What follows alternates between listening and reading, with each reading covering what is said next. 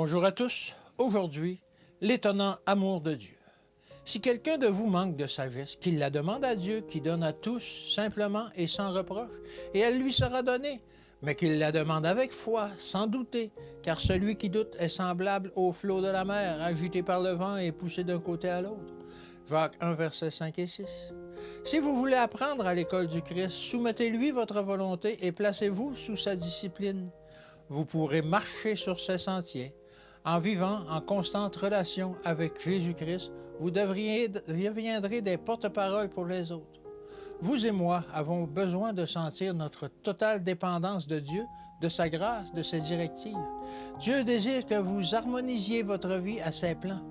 La soumission à l'autorité du Christ est non seulement à l'opposé de l'orgueil blessé par les avis et les conseils, mais elle incite aussi ceux qui la possèdent à décider de se soumettre les uns aux autres. Des séductions mortelles menacent les âmes. Leur confiance est établie. Elles pensent être chrétiennes simplement parce qu'elles approuvent la vérité. Cette illusion enferme et entoure bien le cœur, si bien le cœur que les traits du Seigneur n'y ont plus accès. Et que les vérités profondes et pénétrantes qui décrivent clairement ce piège même sont entendues sans être écoutées, sans que le cœur touché les applique à son propre cœur. Oh, puissiez-vous rechercher la préparation du cœur auprès du trône de grâce, afin que lorsque vous ressentirez votre incompétence, vous puissiez avoir une claire vision de la puissance et de la dignité du Christ. Puissiez-vous, par la foi, vous saisir de ses promesses et maintenir des liens vivants avec Dieu. Dieu a tant aimé le monde qu'il a donné son Fils unique, afin que quiconque croit en lui ne périsse point, mais qu'il ait la vérité éternelle. Jean 3,16, bien entendu. Oh, quel amour étonnant! Et cependant, combien peu l'apprécie, combien peu participe à la nature divine.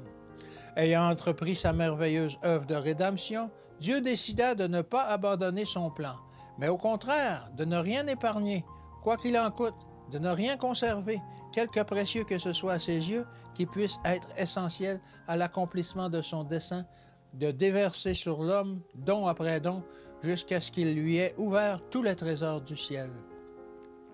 La grâce salvatrice de Dieu, une meilleure conception de sa grandeur, de sa justice, de sa miséricorde et de son amour ne peuvent remplir le cœur et le laisser sans but.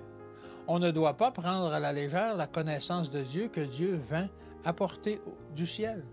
L'amour de Dieu ne peut demeurer en notre possession que s'il est exprimé. Alors, exprimons cet amour chaque jour de notre vie.